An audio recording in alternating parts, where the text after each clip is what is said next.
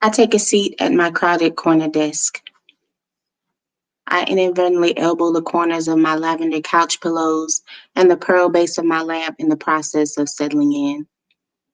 I should move the couch over a little, but the side of me that wants to stay painfully conscious of how much I have of how much weight I have been gaining wants to continue to squeeze into this corner with growing resistance.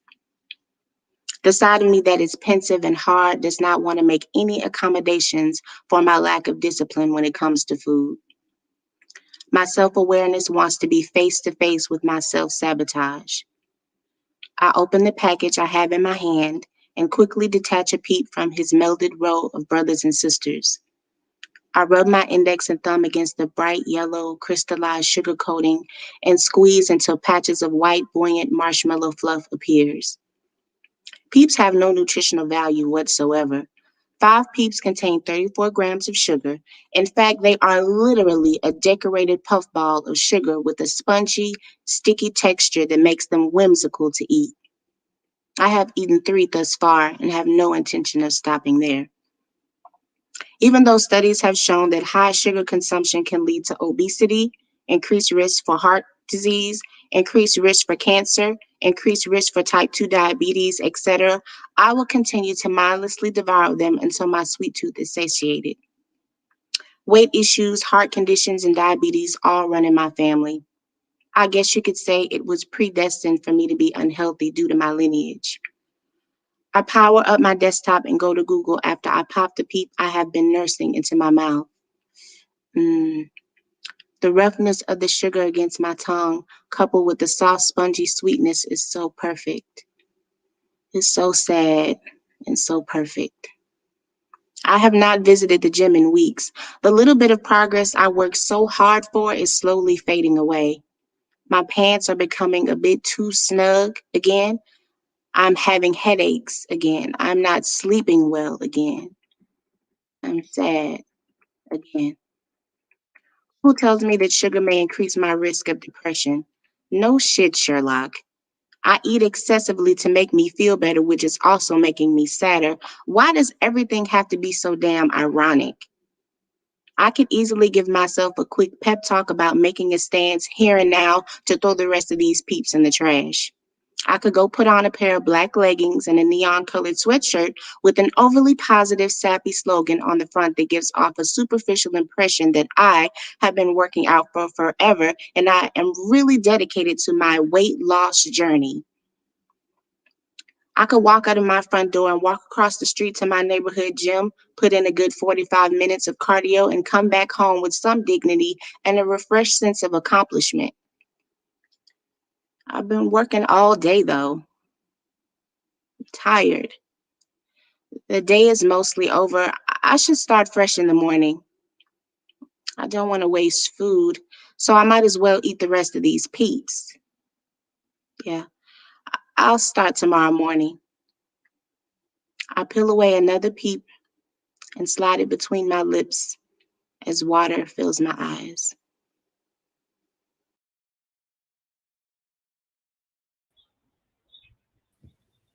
My mother remembers it differently. I had spit it into her face enough times as a teenager that I know she'll never admit to any truth in my version. Not to my face, anyway. I remember citing the incident 1,000 times as evidence for her never trusting me, listening to me, knowing me, and her reply would only ever be the bite of her soft laugh. It wasn't until I got vicious that she gave an inch. All I ever wanted was for her to confess that she messed up. Maybe that makes me the cruel one, but I'm tired of caring. She should have worried before realizing she was supposed to. She should have held me and thanked her heavens that the other neighborhood ladies were there to make us puke out the mistake that could have killed us. The mistake that I didn't make, but that my mother held against me anyway. She should have bothered to listen to my answer when she asked if I'd eaten those stupid berries Joey and Mags had found in the woods. When a boyfriend of hers moved in, my mother started telling me it must have been a dream. She swore on every gravestone in the cemetery down the street that she would remember if something like that had happened.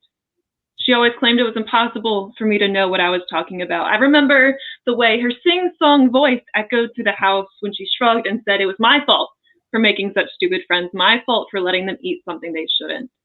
When I was 17, she told me I was only trying to make myself feel special, that my puke was yellow and theirs was red. Who cares, Cora? She drawled from the couch. She lounged there in her silky blue nightgown with her head in her boyfriend's lap and his hand in her hair. Barf is barf. Cranberries, raspberries, and mistletoe on the holiday decorations. They were all too much of a hazard to have in the house during those years. They were too much of a red-hot flame flirting with her talons of denial, manicured and itching for another cigarette and another. Every time I saw a red berry, I couldn't resist the urge to pluck it and throw it at her hair, her face, her ridiculously well-tailored clothing. I wanted her to remember, to apologize, to admit she only ever cared about what the other mothers thought about her. I wanted her to gently stroke my head and promise she would do better. Instead, she decided to buy exclusively dark berries, restricting us to blueberries, blackberries, grapes, and plums. We stained our teeth blue in that house, trying to hold back the words and accusations that would boil up from either of us knowing where we could find love for the other. I remember hearing her whispers slide out from under her door in the dead of night. She was trying to convince the boyfriend, Scott, that she does still think about the way Mags's insides painted the bathroom mirror too many different shades of red all at once. She confessed that she still invited the other mothers over for iced tea, only because she was afraid something like that would happen again, and she didn't want to try and face it all on her own. She said she'd only given me the medicine because that's what all the other mothers were doing, and it just seemed like the most sensitive sign. Scott murmured something I couldn't make out to the door, but I did hear my mother's, "Baby, please." In response, her voice whimpering under the heaviness of truth in his words. It didn't take long before our next boyfriend moved in, and it took him even less time to pick up on how she snapped at me. Oh my God, get over yourself. It was over 10 years ago, Cora.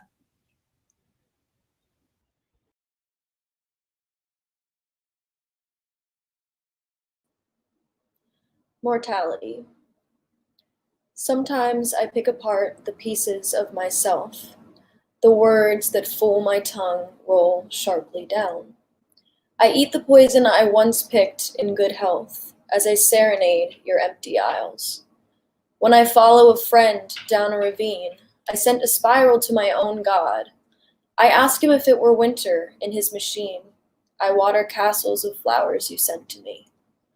Tumbling down the rabbit hole, I find myself crumbling like a piece of wheat bread, watching the white angels spread their discomfort among the trees. The fall was once a satin snow, the rabbit said. He rents the license to the land and ate the apple from my hand.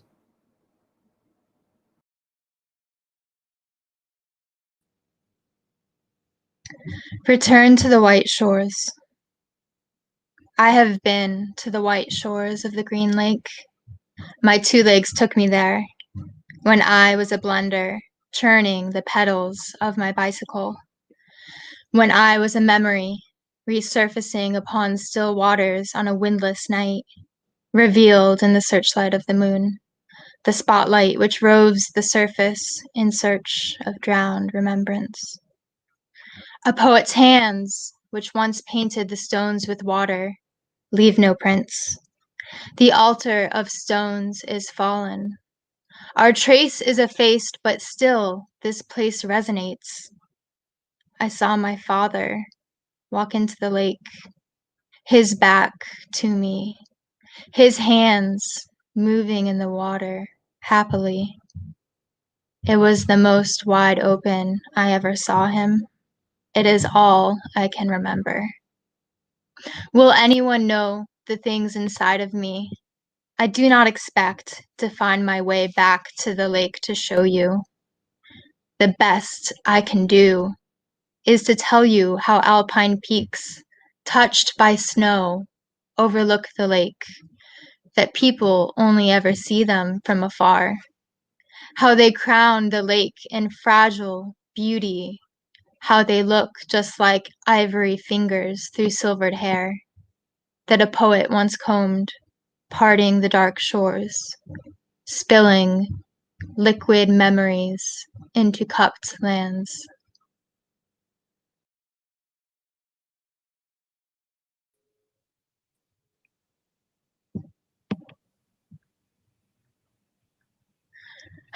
I was gonna eat those. The woman drawled, shifting her weight to one foot and crossing her arms. In front of her, the man tried for what had to have been the 5th time to get the proper angle to take the photo. The overhead light had been switched off and the curtains were drawn, leaving the standing lamp from the bedroom as the only source of light. With how the lamp was angled, the light shined against the grapes in a way that made them look even more vibrant and delicious than they already were. The woman had never wanted to eat a grape more in her entire life. Can I have just one? You've got so many. She went ignored, as she often did while the man was in the process of creating, as he called it. She scoffed. Art majors. Joshua, She tried again, poking the man in the ribs. can't I have just one grape? They look so good. Joshua threw an irritated glance over his shoulder. No, you can't have just one, Hannah. I need everything to be perfect. This is part of my final grade. You know that. Go eat something else. But I want those grapes. Hannah said, pouting. Had Joshua not already gone back to re-angling his camera, he would have scolded her for having such a childish expression, and he told her that she should act more like a 22-year-old. I've got it in my head now. I don't want anything else. Can't you wait 5 minutes? I won't want them in 5 minutes. Joshua let out an exasperated sigh and turned his gaze to the ceiling. Maybe Hannah was being a bit too pushy and immature, but she didn't care. She'd dug this grave, and now she was gonna lie in it. She wanted those grapes, so damn it, she was gonna have those grapes. Let me just take a few shots, and then you can eat all the grapes you want, babe. Joshua said, once again re-angling the camera. Hannah, not wanting to budge from her position in the bickering, ignored the pet name and wondered why he couldn't just take the damn picture. It didn't seem that hard. All the work had gone into setting up the display, which took up a decent portion of their countertop, and all that was left was to snap a photo of it. Hannah had to admit, though, the display did look rather nice. From the china cabinet in the dining room, Joshua had taken the vase Hannah had inherited from her great-grandmother and filled it with some small flowers. Hannah couldn't tell what kind they were. He'd accented the display with lilies, baby's breath, and a rose, and he'd placed the metal goblet Hannah had stolen from her high school production of Romeo and Juliet behind the grapes. Hannah had played the humble role of background dancer number 4. Those parts of the display were all well and good. However, Hannah's least favorite part of the whole display was the tiny statue of a naked baby. She had no idea where Joshua had gotten it. She couldn't remember either of them receiving it as a gift, and neither of them would have spent actual money on it. Probably. She felt as if the baby statue was mocking her, saying, "I have grapes and you don't." Hannah let out an annoyed huff. What's wrong? Joshua asked, his voice monotone as he finally clicked the camera to take the first photo. He didn't even look up. He likely didn't even want to know what Hannah thought was wrong. She gave him a little credit for thinking ahead, though. Had he not asked what was wrong, she'd probably have nagged him even more. Sometimes Joshua was smart.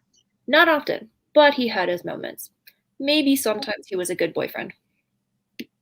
I don't like that baby. Hannah admitted, narrowing her eyes and stuffing her hands in her pockets. It's mocking me. Are you serious? Yes! It's Cupid. He's all about love. He's not mocking you. Also, it's a statue. I don't care what you say. He's mocking me. Joshua grumbled something under his breath, snapping another picture. Where did you even get it? Hannah said after a moment of silence, when it became clear that Joshua was not going to say anything else. After all, he was still technically creating. Thrift store. So you spent money on it. No. Spent your money on it. What? I didn't have any cash, and I needed it. That thrift store is cash only. Hannah pouted once again, staring down the baby statue. She could have sworn she saw it grin deviously at her. She'd have to find a better hiding spot for her wallet, or maybe instead, she'd get back at Joshua by taking his wallet and treating herself to dinner tomorrow. She was also going to throw that stupid baby away the first chance she got. She refused to share a home with it. Joshua would probably never let her live it down, but fuck it. She was in too deep to let him and the baby statue win. Hannah looked forward to the moment she could eat those delicious-looking grapes while the baby watched from the bottom of a trash can. Hannah was too busy fantasizing about her victory over the baby statue to notice Joshua had moved a bit.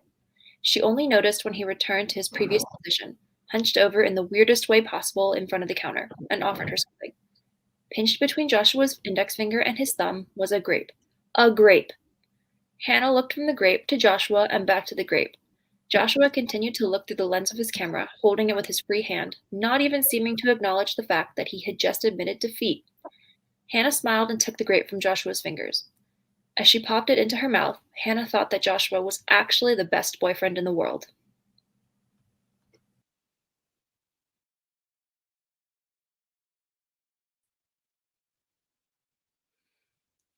I've been thinking a lot about graveyards, particularly how you said you fucked your ex-girlfriend in one, how you spend time alone when you're sad in one, how you sat on your motorcycle in one, how I can't help but wonder if it's all the same one. I think about how I used to walk in them, feel the weight of time and death pulling me wistfully into my living, and you, well, you fucked a girl there. A girl whose name you can't say, a girl who is the punchline to your friends' jokes, a girl who draped herself in a red fur coat, had a photo shoot kissing a tombstone, and made it her profile picture. Every time I drive by one of those cloud of a places, I think about how you can't seem to move on. Or maybe you are, and this is your way of letting me know. Maybe this is a wall you're trying to break, a moment you're trying to remember so hard you forget, a regret that still haunts you by the slip of your tongue. I think it's trashy, and I think you know it too. Maybe you want me to say it, speak it into existence so my insecurities can be laid out before us just like your past. So I'll think about the graveyard. Maybe one day I'll be able to go back to one, and I'll let it hold me like she used to hold you.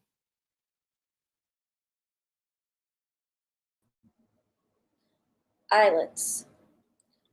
I am the movement through the trees, sporting their severed fingers, waving them like icicles, like inchworms. I'm crawling through the night. I have always seen you. I am peeking through your basement window, through the cellar, through your many doors. I wait. In your dreams, I speak to dead people, the dismembered bones of your past. I will whisper illusions into your swollen edges, weaving them through each eyelet in my skin. I am round. I'm waiting like the wolf.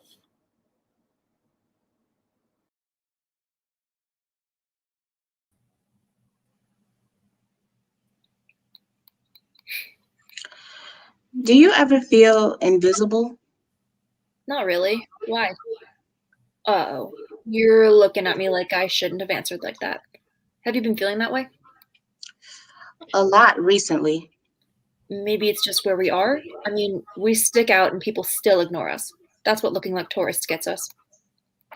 Maybe it was, she thought, but probably not.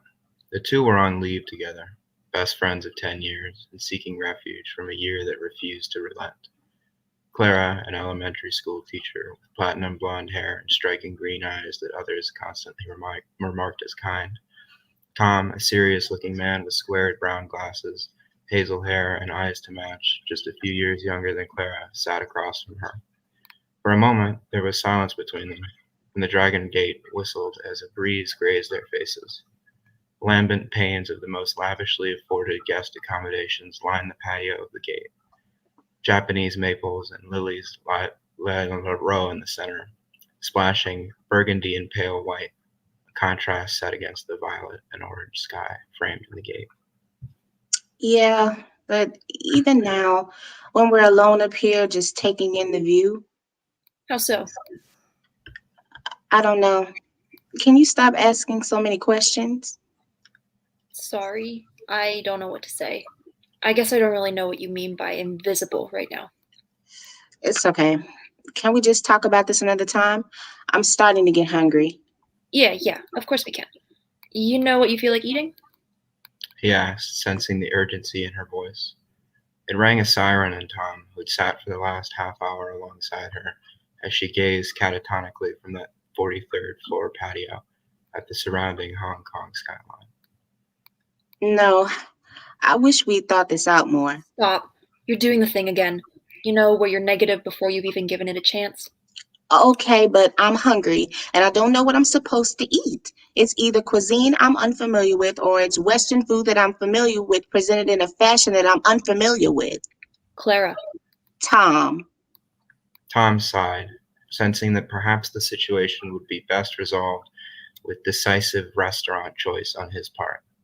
This was not new, as the pair were nearly enmeshed, inseparable outside of work hours, and constantly in a state of bickering over hunger-induced impatience. You know, I can hardly imagine you thinking you're invisible when you're this much of an obvious and tangible pain in my ass. Hysterical. You ever thought about being a stand-up comedian? No. Good. Let's take the stairs down. We've barely walked today. A drizzle began as they headed towards the gate's access door. The two trudged down a carpet spotted and sunken by those who'd climbed the dragon's gate, all in some silly search of something grander. There were hundreds of people in this building, and thousands who'd visited stayed, and many never felt the need to visit. Those who did wore down the steps in a Sisyphean effort. However, once was quite enough for Clara, who understood that the reflection that continued to elude her would no sooner arrive in the breeze. As they reached the bottom of the stairs, Clara turned and pressed her back against the door, opening it as she said, By the way, I thought about it, and I think I mean invisible to myself. Huh. Tom replied thoughtfully as they pushed their way out into the rainy streets, crowded with umbrellas and hostile stares peeking from beneath. Huh? Is that all? I thought I'd take the time to formulate something better this time before I bombard you with questions. Fair enough. Where are we heading to eat? I'm just walking. Oh, I was just following you. Seriously, though, I read about a few places this morning that have great reviews and they're nearby. I already looked and found something I think you'll like at each one too, so it'll be easier. Okay, any preference? No, not really. We could just flip a coin or something. They ate at a little hole in the wall that had a good reputation for authentic Eastern and Western cuisines. When they arrived, they squeezed into a booth in the corner. Lit of cozy, fiery orange, the restaurant had a warmth that coaxed a longing out of Clara. I'm exhausted, Tom. I know, hon. I'm here for you. You know I'm always here for you. I know. I just don't think there's anything anyone can do. I'm not even sure there's anything I can do at this point. I've literally flown across the world to be in a place where no one knows me, where I can see places and things I've always wanted to, and I feel exactly the fucking same. Nothing's changed at all. I'm still just wallowing. Not even in myself, though, because I have no idea who that is anyway. I just feel like whoever I was when I was younger died, and I've just been replaced by some pod person or something. Either that or everyone else has had Donald Sutherland is about to pop up and just scream and point my ass out. Okay, gotcha. That gives me a little more to work with at least.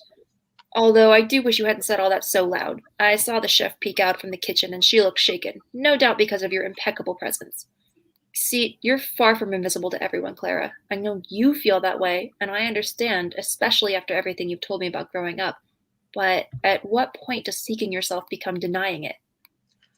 Okay, Master Tom, teach me the art of self-actualization. She replied, annoyed with his pseudo-intellectual sounding question. I just mean that you're always talking about not knowing yourself and how no one else can see you either, and all of this other nonsense, but that's only because you deny the parts of you that are available to see and know. How do you suppose I do that? Well, what were you actually thinking about when you were staring off that balcony earlier? Were you thinking about yourself, or were you thinking about projections of yourself, expectations by others? Were you succumbing to self-deprecation disguised as discovery? What did you expect to gain from coming across the world to seek something you'd started searching for at home? After all, if that's your plan, it's going to take a long time to see it all, and you still won't have found anything. You still won't have found it awaiting you at any destination. Fuck off. Let's get the check. I'm ready to go back to the hotel. All right. he replied as he paid for their meal and left with only a few words exchanged along the way. Food was good at least. Thanks for looking that stuff up this morning. She finally said to break the relative silence. Yeah, no problem. Just glad to help. The two settled into their hotel around 9 p.m. They'd chosen a cheaper room in a ritzy hotel, nonetheless indistinguishable from lower-end hotels as higher-end rooms. There was a sense of separation from both sides here, where the high would laugh at them and the low would like to spit in their direction. Perhaps these decisions contributed to their identity issues, Tom thought, imagining that Clara had booked the room, one outside of their means, as a desire to be something that she is not, to attain some status she does not have. In truth, it was to confirm that she could not attain what she sought, even in the place she'd like to be, in a greater position. It was confirmation of the futility of it all. Tom thought more about Clara, about how to help her, and less about everything else. The walls began to feel far too close, and a sensation of inevitability washed over him.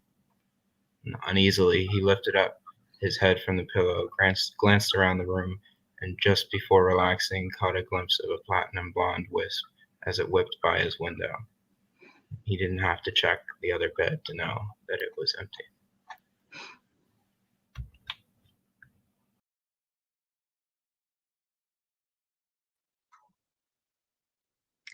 Look of my soul.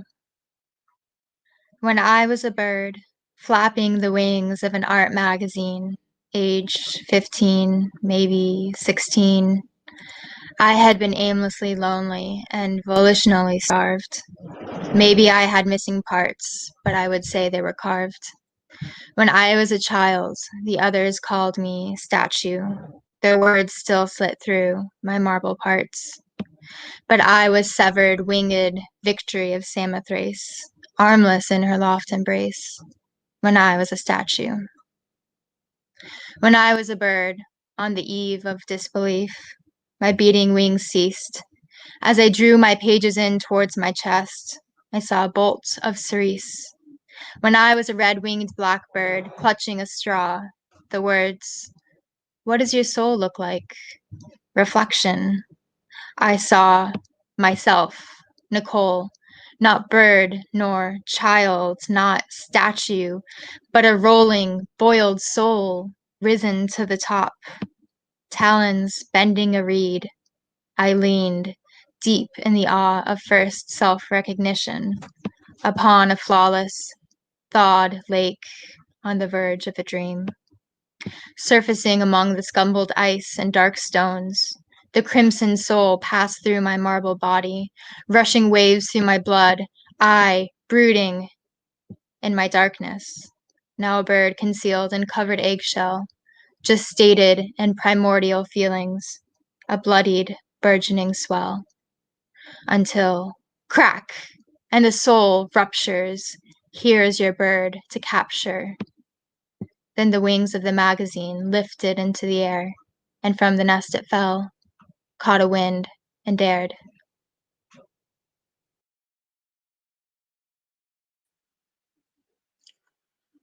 I was known as a destroyer in a past life, but you make me want to save you from me.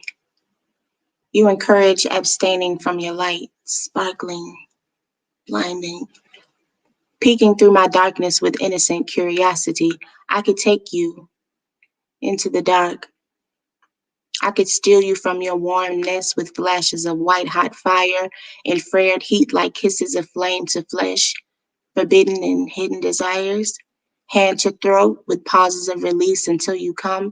In my orgasm, you can hide for a bit.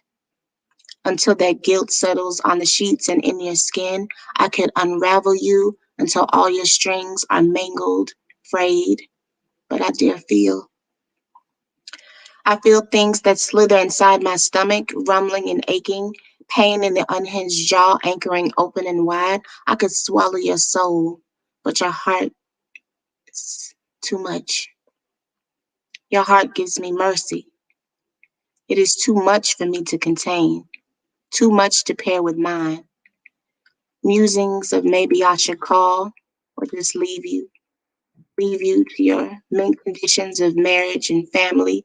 Leave me with my hunger to the tune of sad love songs. I am not a destroyer anymore, just a dreamer now.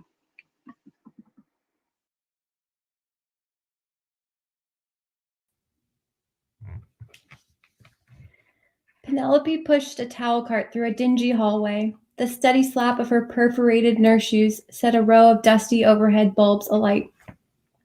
She had grown accustomed to early mornings, to the 5 cups of hot coffee that kept her eyes wide and her spirits lifted, to the quiet premises she wandered, accompanied only by her rumbling stomach. Too early to eat.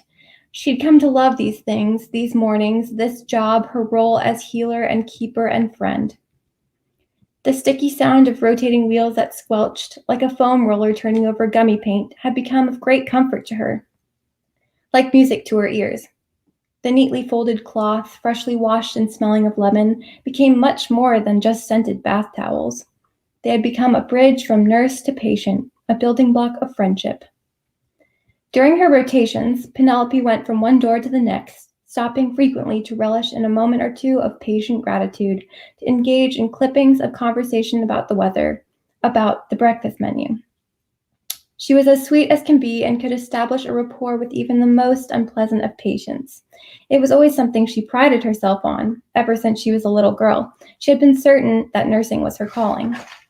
And then she met Lottie. Penelope hovered outside the 35th room, her fist raised, hesitating briefly before rapping a knuckle on the door. None of them were locked, of course. She knocked out of courtesy. She picked up a set of bath towels, tucking them under her arm before knocking again. She let herself in. Curtains were drawn, the windows ajar. Spritzing rain spat through the crack. Sheets crinkled and unkept. Taupe scrubs were thrown into disarray, scattering the floor like tops of oddly shaped mushrooms. A tray of last night's supper, chicken pot pie, had been left on the edge of her desk, teetering slightly. Still, it was pristine. Golden pastry fell away in thin flakes. A swollen crust exceeded the brim of a fluted ramekin. She was not surprised to see it there, untouched, as she hadn't been able to convince Lottie to eat during her last shift, much to her chagrin. So it was expected and mildly comforting that her stubbornness had stumped the other nurses too. Penelope slipped past the doorway. She planned to leave the towels and get out of there as soon as possible. She thought it would be better for them to be passing ships, at least for now, while things were still raw. She would come back with food later, in a couple of hours, or she'd get Finch to deliver it in her stead. She didn't want to be the bearer of bad news, the bearer of food, and she hadn't had her 4th cup of coffee yet. She placed the set of folded towels on the bed. She was about to close the door when a silvery, disembodied voice spoke. You're back. Penelope swiveled, the quick spin of her heels squealing against the tiled floor. Behind the bed, Lottie sat cross-legged, her open palms resting over bent knees, thumb and index finger touching lightly. Her eyes were closed, eyelashes fluttering with the passing of each slow breath. A slackened face, relaxed muscles, a vague smile playing her lips. She was the image of tranquility, a sharp contrast between the last time Penelope had seen her. I thought I requested a different nurse. Lottie said, her voice smooth and dripping with honey. Her eyes remained closed, her body entirely still like a photo. Penelope cleared her throat, rubbing the back of her neck. Well, I am the only morning nurse. She let out an uncomfortable noise that was somewhere between a laugh and a cry. So I guess you're stuck with me. Lottie sighed, her fingers relaxing, palms flipping. Slowly her eyes blinked open. Sorry. Penelope said, taking a backward step towards the door, hands held up. I didn't mean to disturb you. But you have, and here we are. Lottie untangled from her pretzeled position on the floor, standing up, her back straightening one vertebrae at a time, as if the crown of her head was being pulled upright by a single invisible string. Penelope should have given up. The girl didn't like her, that much was clear. She would have given up a long time ago if being well-liked had not been of paramount importance to her. She knew it was silly to force friendship, and yet... Feeling better this morning? she said, swallowing her words as soon as they left her lips. Regret, an uncomfortable silence permeated the room. She should have known better than to mention the elephant in the room yesterday morning. Before Lottie could react, she raised a finger and ducked out of the room, returning quickly with 2 cotton bundles. I brought you fresh pillows. An olive branch. Lottie raised an eyebrow. Why? Are you trying to smother me? Penelope watched her 4th and final cup of coffee in its creation. The thickening of glassy milk, a rising mass of agitated bubbles, the pulsating steam wand that emitted a high-pitched scream, the smell of sticky pastries and cloyingly sweet syrups that made her stomach churn. Still, she took it gratefully, hoping the warm, encouraging liquid would re-energize her and cure her of the self-doubt that Lottie had so easily planted. She tossed a fistful of change into the tip jar. Rain pounded the roof. Thick whispers of wind rattled the windows. She went off to the condiment bar, stirring her drink with a green splash stick, taking a few small sips on her way. Wads of crumpled gum wrappers and discarded napkins had missed a pair of gaping trash holes, the countertop dredged with sugar and cinnamon, doused with colorful spills. Penelope decorated her coffee, a dash of cream here, a sprinkle of stevia there. She chewed on the happenings of yesterday, of this morning. Lottie's outburst, the flat pancakes that flew through the air like saucers, globs of maple syrup that splashed the cinder block walls, resinous and sticky, the 45 minutes it took her and Finch to scrape away hardened riblets of sap with putty knives. But all of that was secondary to Lottie's attitude, her claimed abilities, her unconventional behavior that should have been proven deadly by now.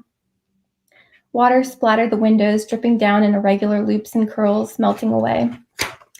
Penelope walked off with her coffee towards an open table. She explored her drink as she surveyed the morning crowd of families and doctors that awaited their breakfast of heart-shaped scones and watered-down coffee.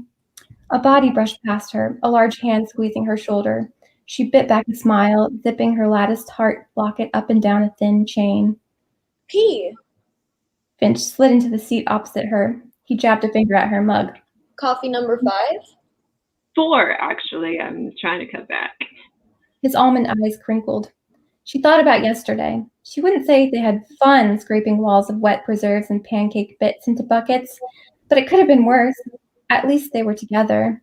He laughed when an orange lump of jelly landed splat on his shoe. They both laughed when they flicked their knives at each other. They left their shift in scrub speckled with sticky orange substance, smelling of a certain sour sweetness. How's Plant Girl? So weird. She said into her cup, draining it. She set the mug down with a plunk, tepid liquid sloshing. I've never met anyone like her.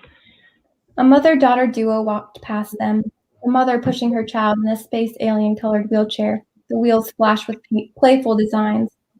Lottie shouldn't be here, Finch said, eyes following the pair. The child reached for a juice box, smiling a toothless grin. Her unhealthy, pale appearance stuck out amongst a sea of roseate faces that were raw from the cold open air. Yeah. Penelope laughed humorlessly. She should be in a psych ward. No, He said, shaking his head. she shouldn't be alive. She cut her eyes at him in suspicion, searching his face for signs that he was putting her on.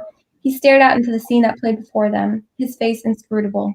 The child slurped her juice box noisily. Come on. Penelope nudged him. There's no way she's telling the truth. She's obviously getting food from somewhere. Sure, she's thin, but not that thin. Finch looked at her dubiously. She's just anorexic and a liar. She remembered reading Lottie's chart before meeting her, how she had been so ready to refer her to an adolescent eating disorder facility, as she had for many before. Adolescents with these issues were often brought in for anemia, low blood sugar, fainting. Their parents often knew little of their child's eating habits, or lack thereof. They were too busy. Lottie's parents, however, did notice a change in her behavior, claiming their daughter hadn't eaten in weeks. But Lottie's vitals were stellar, and when they met, she looked exceptionally well. She was energetic, alive, her eyes bright and spirited. She was so unlike Penelope's past patients, whose eyes were dead, whose hair had been thin and straw-like, falling out in clumps. Lottie had corroborated her parents' story. They were telling the truth. She hadn't eaten in weeks, she said. This would be her 37th day without food or water. From a medical standpoint, it simply wasn't possible, and even if she'd managed to be without food for even a week, to be asymptomatic was highly unlikely. Even before meeting, Penelope had decided that it was a ploy, Lottie's final and most desperate cry for attention. She didn't need to be a nurse to see that. She recalled their first conversation, the absurdity of it all. So it wouldn't hurt you to eat, say, a bit of pancake.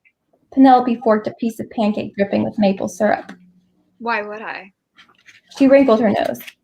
Besides, I don't need it. She said, her eyes stuck on a heap of jiggling cakes, congealed fruit and orange marmalade, her face sour. It would be like feeding a plant something other than water and sunlight. You know what I mean. Penelope didn't know what she meant. Not really. She wasn't a plant. She was a girl, and girls needed food to survive. She offered her the fork, smiling half-heartedly, and said, Humor me. She slid the tray across the table. Lottie's eyes flickered up to the plate and then back to Penelope. She leaned back in her chair, crossing her arms over her chest. You'd like that, wouldn't you? Penelope said nothing. The lopsided smile she wore faltered when Lottie flicked the tray away with her fingers, her hand jerking backwards as if she had been burnt upon touch. I have all I need. She gestured meaningfully to the soft yellow glow that spilled through an open window, to the air that passed through billowing curtains. Eating human food would be pointless. Human food, she had said, as if she weren't human. Penelope pondered this, their exchange rolling around in her head. Talking to her had been like making conversation with a child's pull toy. She repeated the same 3 sentences over and over. She was completely stuck in a loop, in her thoughts. The plant girl. She didn't need food. It would be like feeding a plant something other than water and sunlight. And then, when Penelope had exhibited only the slightest indication of doubt, Lottie had been livid. The pancakes got the worst of it. Finch stacked their empty cups and stepped away, tossing them in the trash bin. She watched him walk, his weathered hands dangling at his sides. He couldn't possibly believe that Lottie had been without food for over a month. He saw her. He read her chart. He was definitely pulling her leg.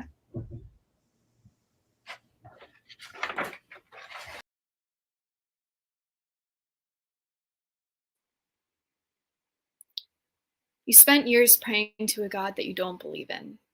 When you did, it was usually here with me. I am your church. There's your steeple. Open up. There's all the people, and they're dying. We believe in these people, you and I. These walls are just as much part of them as they are a part of us. The pews, the telephone wire, the squeak in the doors, the ticking in the wall, the concrete, the old paid under the new.